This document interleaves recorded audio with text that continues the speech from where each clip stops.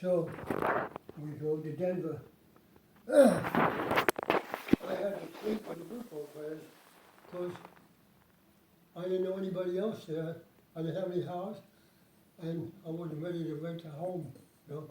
So I stayed with the football players. So this is must be around 1951. Yeah, Okay, yeah. and you're maybe 22 years old. Probably a little older. Yeah. So Well, let me see. 20, September. yeah, I think you're right, 22. So about 22 years old. So he's been in the Coast Guard for 4 years, 7 months, and 7 days, Yeah, and then got out of the Coast Guard. Went back home for a little bit, then went out to You drove across country. drove across country. Drove across from New York to Los Angeles, runs into a buddy he used to know in New York randomly on the corner of Hollywood and Vine, and he's 22 years old at this point, where he's done like all this stuff. Yeah. And then we wound up in Denver visiting his brother, who played for the University of Denver on the basketball team.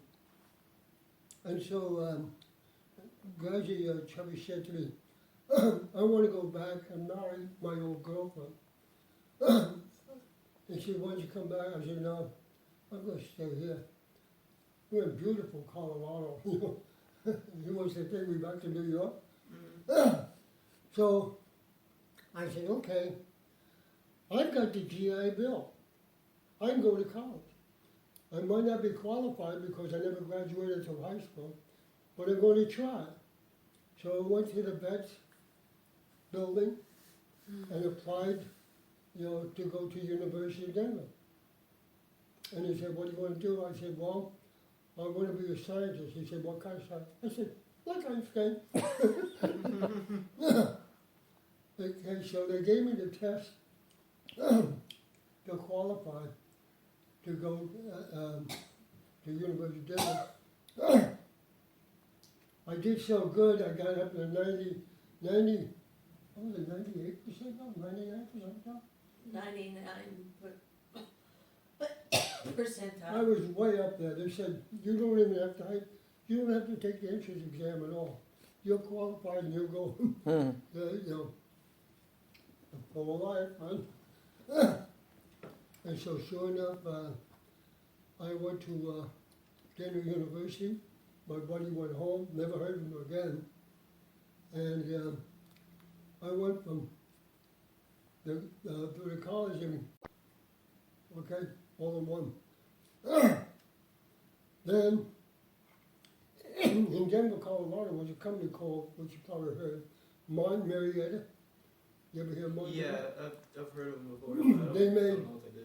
They used to make the Titan missile system. Mm. And now they make all kinds of airplanes and you name it, space, they're doing everything. So I asked them for a job, and they noticed that I was a first class petty officer. I had chemistry, physics, I had math degree. You are a man, you're in. That was a flow, okay. Did I know any of this was going to come together? No. It just happened. I worked at time, whatever was going on at the time, I worked to what I thought would be the best to make my life go forward. Mm. And so I worked for Mont Marietta for 7 years, something like 7 years. Wow.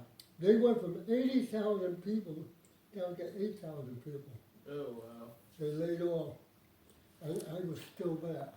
So this is probably around between 1958 and Well, yeah, I think I 1963, graduated, so 64. she probably knows better than I do. So late 50s, early 60s is when this Yeah. was going on. So he went to Los Angeles in 1951, 52. So Yeah. and then graduated college, and then got out of college, got a job. Well, your last year of college, you two, Huh? the final year of college, you two got together. Yeah. When did it find out, Mom? Yeah. Okay. So and it was basically you were 4 years at Denver. Yeah, so I met Grandma in college, Mm. and she was working for a psychologist. And the psychologist, I was taking his class, and he said, Dick, I got a good job for you, I think you'd be great at it.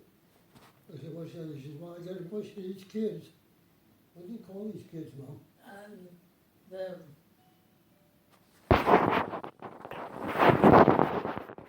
Issue problems. They would pinch themselves, make themselves bleed, you know, and stuff like that.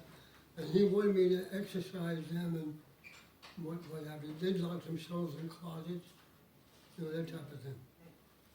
But she was the secretary in the hallway. Mm. And that's how I met Grandma. That's how we decided to get married. Is he okay? I heard a ding dong, like two ding dong, ding dong. That's Mom. Oh, Mom, is your ding dong, ding dong. no, you did that? I heard it, so it just went off? Yeah. Anyway, keep going. It's okay. I just want to make sure everything's okay. Everything's good. He's still working out there. So anyhow, I decided they're down to 8,000 people. I think I'd like a little better job security. So I decided to put in for the government. And I said, Point Magoo was a good place to go to. So I said something there. And then I also said something to the Navy laboratory right up there about 3 or 4 blocks away. The Point Magoo is up the California coast, Mm. about halfway. And so Okay. the guy from here called my boss, and he wanted to meet me in the airport and whatever, talking all over. And he decided to hire me. And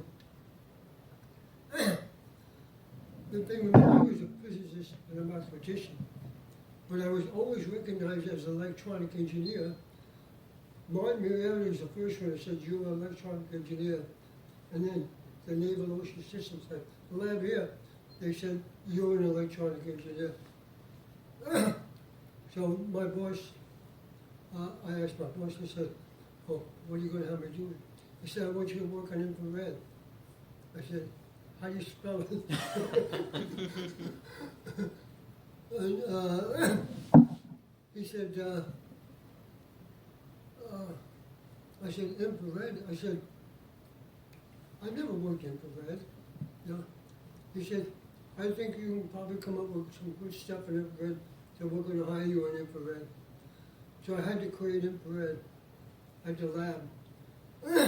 So they hired me.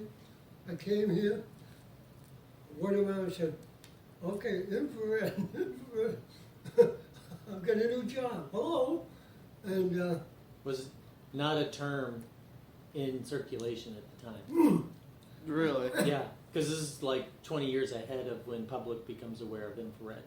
Mm. Yeah. yeah, and then came up against the Naval Oceans lab back in Washington, at the big lab back there. That's where the vice president lives, at the lab, Navy lab.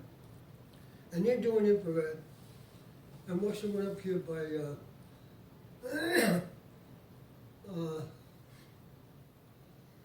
on the way to Lone Pine.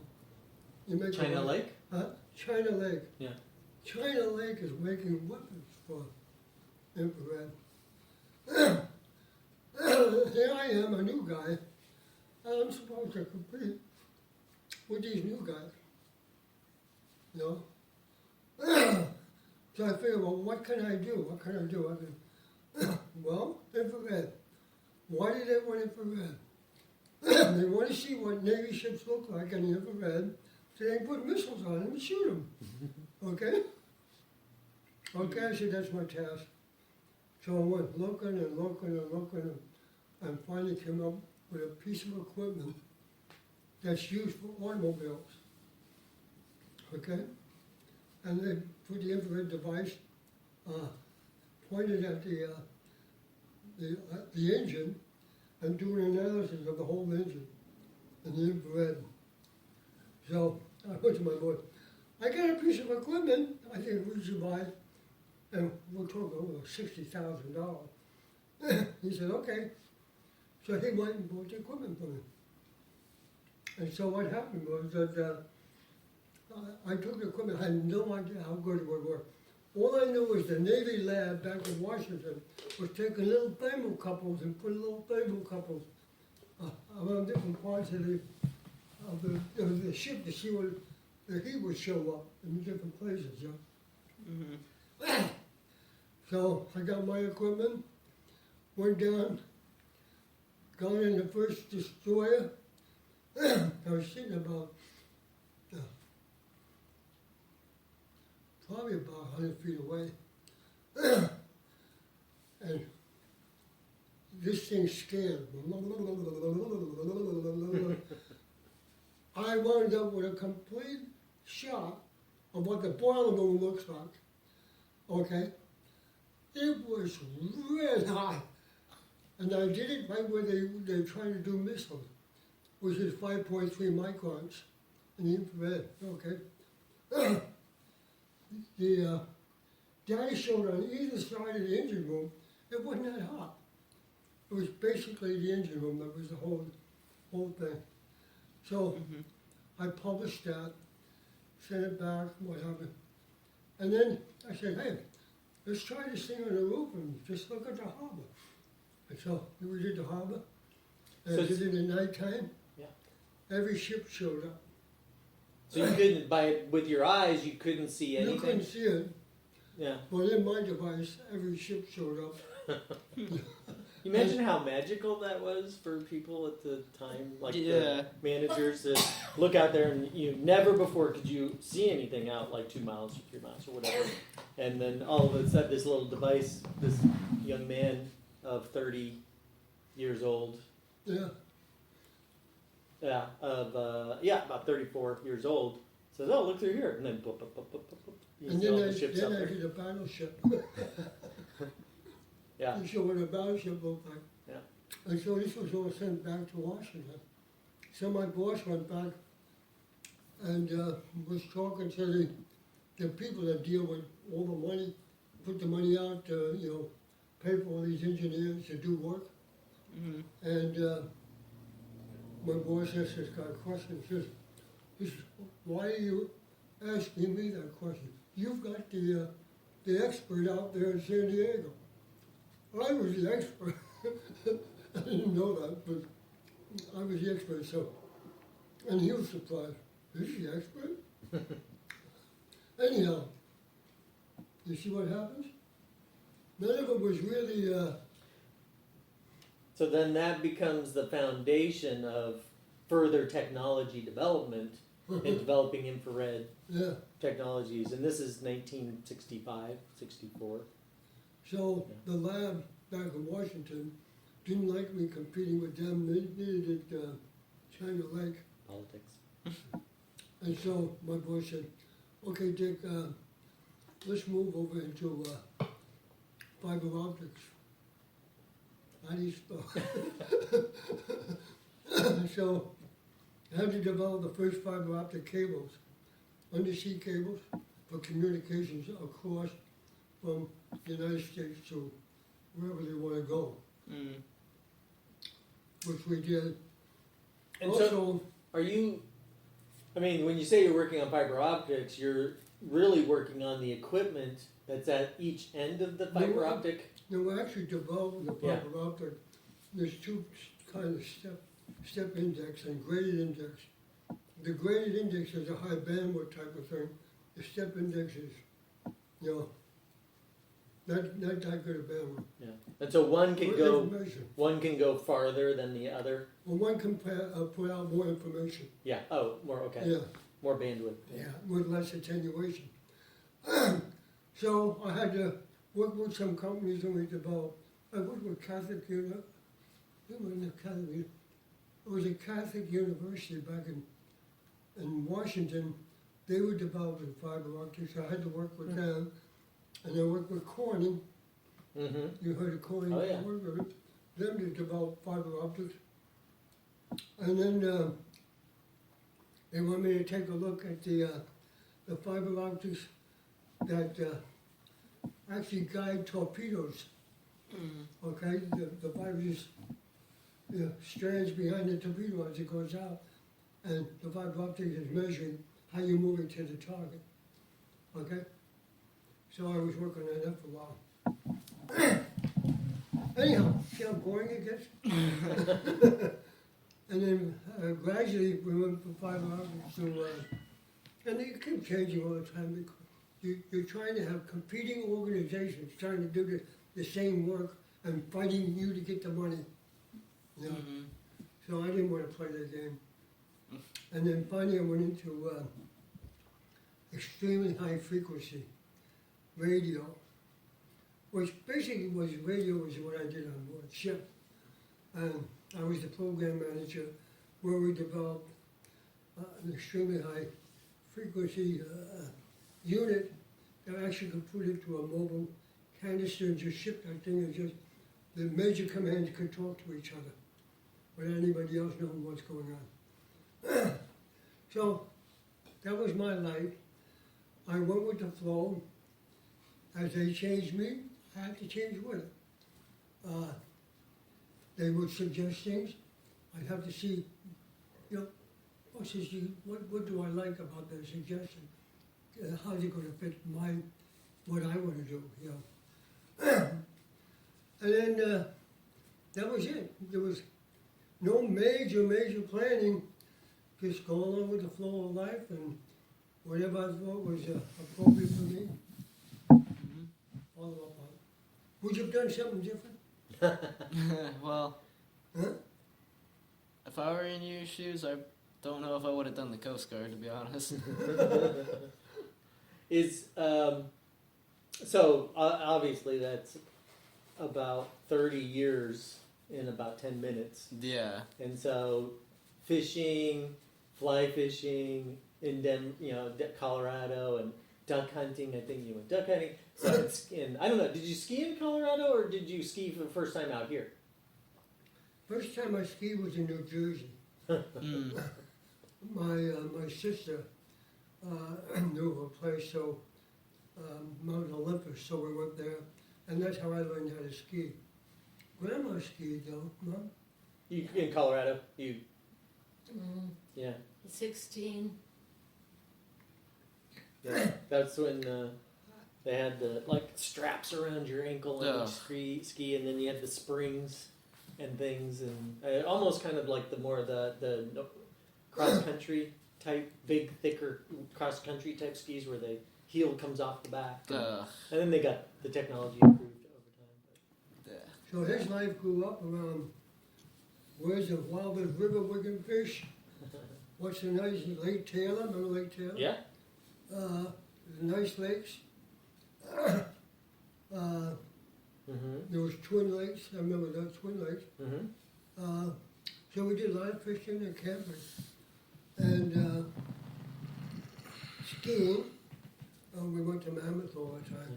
Skied up in Mammoth. So you can blame Grandpa and Grandma because that was so much fun. We live in Idaho full time now with skiing and camping and fishing. Really? Yeah.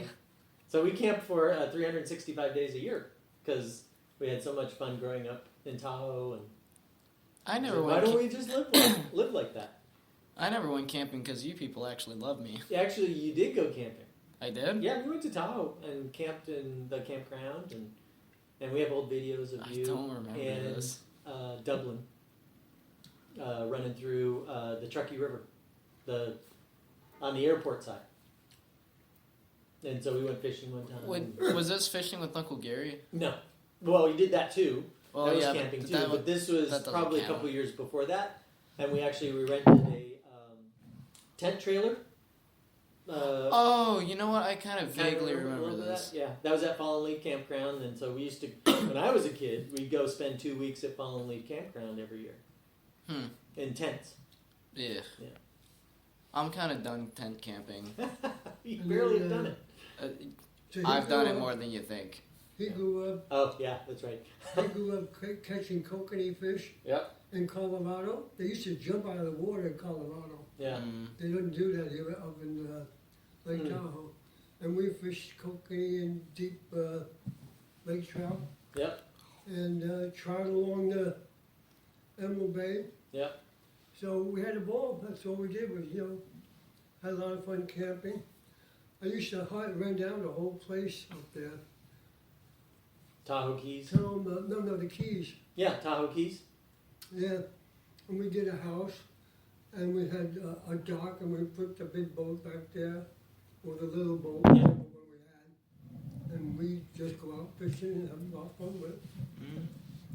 So, but you gotta be able to afford it. True. Hello? Yeah. Well, I mean, I'm still interviewing for my job, and I started up an online business to try and see where that goes. He made, how much you make? $2? Like $15 in the first day. Well, that's revenue. Well, yeah, $15 revenue in the Yeah. first day, but I think the profit's like $5. That's good. That's a good start. Yeah. Gotta start somewhere. Every company started with that first dollar of revenue. Whether it's Microsoft or Apple or when they sold that first computer. That they, took a, 50,000, 100,000 to make the first computer, and then they sell it for $1,000. And then they say, oh, it's a good idea. So you could be the next Apple. Maybe.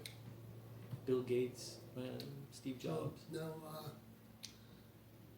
there are forces in the world today that they're trying to change the whole world. They want one leader of the globe. They don't want to have the United States in this place and that place, blah, blah, blah. We want one world. World government. Yeah. In 1953, Wendell Willkie ran for president under the guise of one world. It didn't get anywhere. Mm-hmm. Okay? It took this long for them to go to the point that they took over everything, the FBI, the legal department, the Courts, Congress. not Congress, the other one. The House of Representatives. Well, they took over the White House, and they took over the, Barr. Who was Barr? Attorney General, Attorney General of what? the United States. What's the name of the department? Oh, the Department of Justice. Department of Justice, yeah. The one world had taken its toll on. I got it. No, I'll get it. You said. Oh.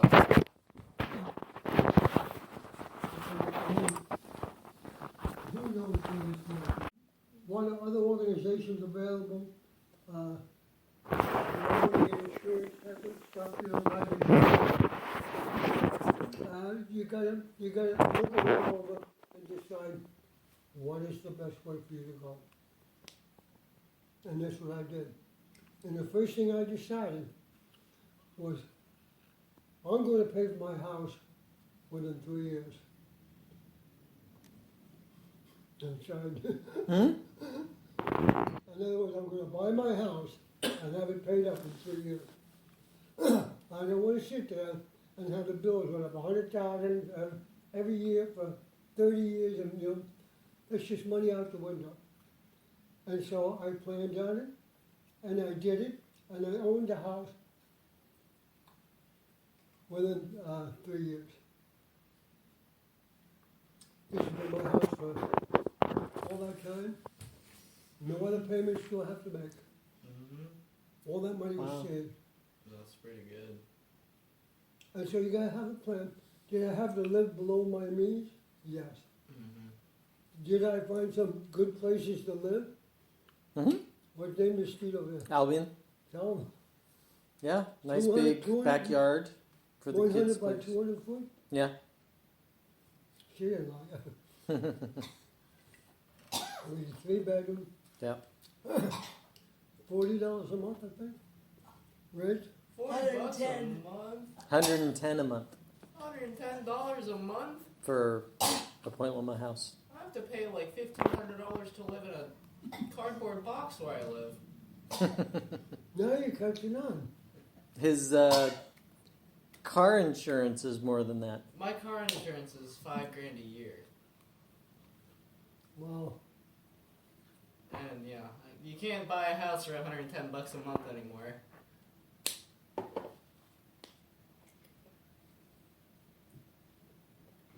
I got some bad news for you. Oh. If you want to eat the house, Oh. it's good. Tell $700 a month. Uh, them to eat the house. back then, money. Now, no, right now, their house right now Is so. for utilities is $700 a month, Oh, and this is San Diego. so that's like electricity and water. Now, you know why I don't worry about it? Hmm. I used to spend $6,000 just to rent a place up in Lake Tahoe. Ooh. So I spent For $6,000 for it for 3 weeks. for the heat. Yeah. So I'm not going to town. I'm paying the heat off. Mm.